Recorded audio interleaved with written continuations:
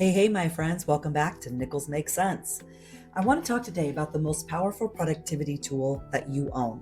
It costs nothing, it's available every moment of every workday, and you cannot forget it at home or run out of it or even need a subscription to access it. And if you're anything like me a few years ago, you are almost certainly using it wrong.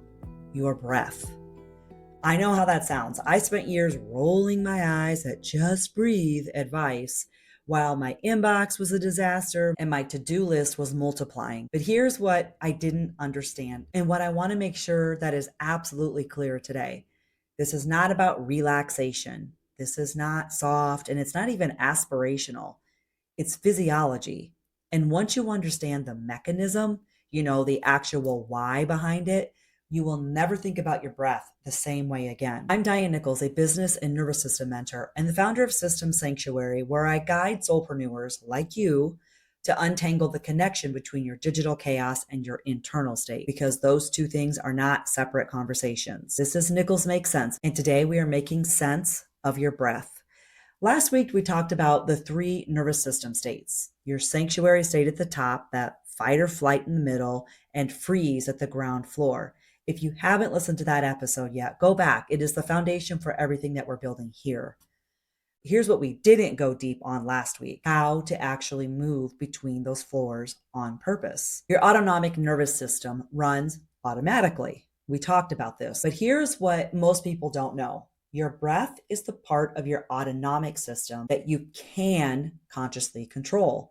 And because it's connected to everything else, your heart rate, your cortisol levels, your mental clarity, it becomes the lever. Your inhale and your exhale are each connected to a different branch of your nervous system. When you inhale, you gently activate your sympathetic system, a small uptick in alertness, a little energy mobilization. That's useful in small doses. That's why a sharp, sudden inhale is one of the first physical signs of stress. Your body is trying to fuel up fast. Now, when you exhale, and especially when that exhale is longer and slower than your inhale, you directly stimulate the vagus nerve. That is your built-in brake pedal we talked about last week. That long exhale is how you press it every single time without fail. The signal it sends is ancient and it is unmistakable. We are safe. We can settle. There is no emergency here. That short, shallow, high chest breathing tells your brain the exact opposite. It tells your brain that you are in danger. So your brain responds by flooding your system with cortisol and reducing blood flow to the prefrontal cortex, that creative, long view, decision-making part of your mind, which is exactly why at 2 p.m., staring at a task you know exactly how to do, your brain feels that static. You're not tired and you're not bad at work. You're just dysregulated, and your breath is the fastest path back. This is also, by the way, why organizing your business backend is a somatic act, not just a productivity strategy. So if you're sitting at your desk surrounded by digital chaos, an inbox that never clears, and even files that have no home, your nervous system is reading that environment as a threat all day long, my friends. And your breath can help you regulate in the moment, but your environment is working against you underneath it all. If you want to look at where your external world is keeping your internal world on high alert, my Sacred Systems audit is a gentle place to start. I'll put the link in the show notes.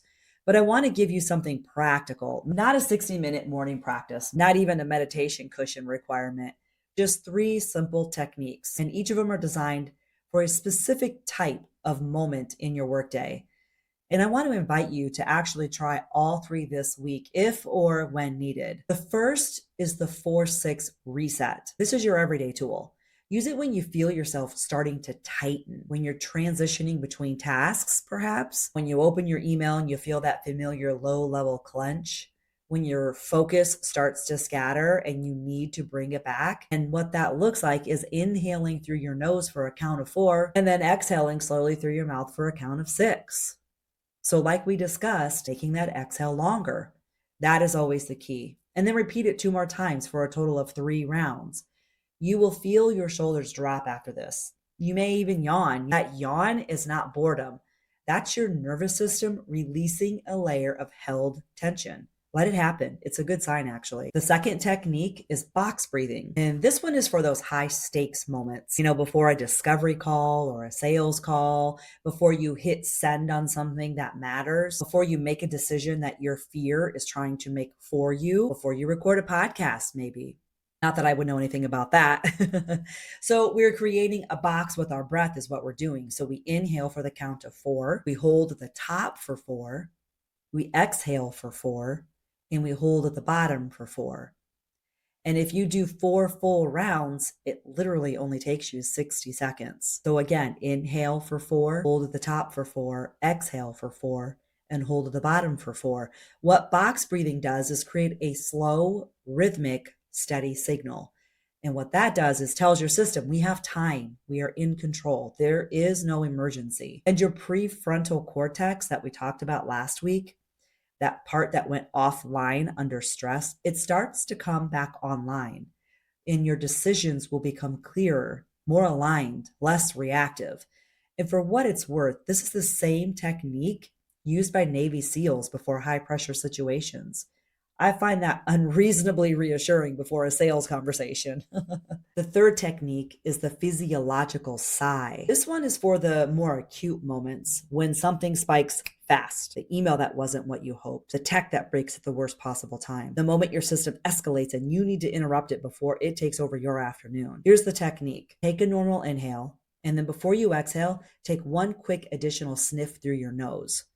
A small second inhale stacked right on top. Then release one long, slow, complete exhale. So that double inhale will fully inflate the small air sacs in your lungs that collapse under stress. And then the extended exhale expels CO2 quickly. Researchers at Stanford have identified this as one of the fastest known physiological methods for reducing acute stress. 1 to 3 repetitions and you will feel a measurable shift. It is 2 seconds of technique and it works. And I bet I can guess what your brain just said. And I know because my mind says it too.